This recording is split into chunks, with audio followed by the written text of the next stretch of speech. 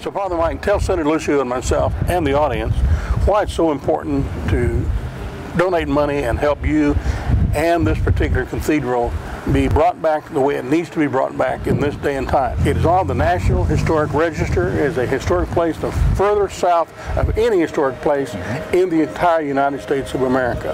Why is it so important to restore the Immaculate Conception Cathedral? It's the mother church of the diocese, and it's where the Oblates first came and built this church to serve the people who were living here, particularly the people from Mexico who didn't have priests.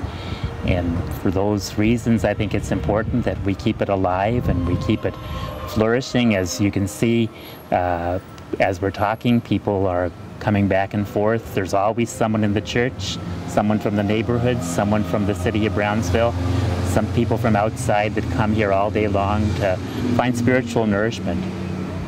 Senator Lucio, why do you think it's so important? I think we need to preserve history. Especially history is important as this cathedral and what it's meant to this community. And to the nation. You know, politicians talk about preparing for the next election, and quite frankly, we need to prepare for the next generation. Well, that's what you would be doing here. You prepare for the next generation of Christians who, in this community, this state, and this country, would travel here and be able to see what actually transpired here over 150 years ago. We've had beautiful structures, beautiful historical buildings just completely torn down, parking lots built in place of them. I would really, and I say this with all my heart and all sincerity, I would die 1,000 deaths. No, if we would allow that to happen with something such as the important as this cathedral. I would hope that all of us could get together, Ron, Father Michael, this whole diocese, this whole southern part of our state, and recognize the importance of this cathedral and come together collectively to try to raise money, as can be affordable by those people that are seeing this program, that will be, hearing about the need to refurbish and keep up, this cathedral for future generations. Well, Mike, what needs to be done? Now, it would appear to me that this particular area needs to at least have a good power washing, maybe a new paint job.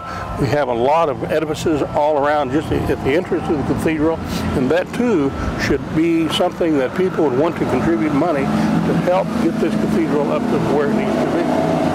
Yes.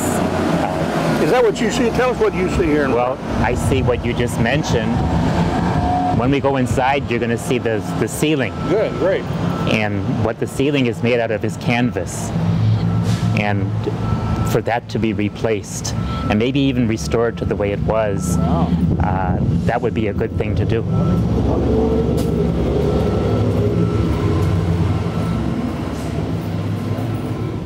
That blue ceiling is canvas, and maybe for it to be cleaned up, maybe even replaced. It's canvas. Yes. 150-year-old canvas? 150-year-old canvas. And so maybe to redo that, they painted over it. Does it need to be replaced? 150. Some people say yes, but then there are other people who say that the oblates, the architect was an oblate, that he did such a good job that it doesn't need to be replaced. But I think the professionals would be able to tell us better than a judgment that I would make. I would like to keep it, but I think we got to, like what the senator said. Need to be evaluated. Exactly. Wow. And preparing for the next generation, as Senator Lucio said, I really think it's worth it to keep the place open. Pope John the 23rd talked about how the parish should be the village fountain.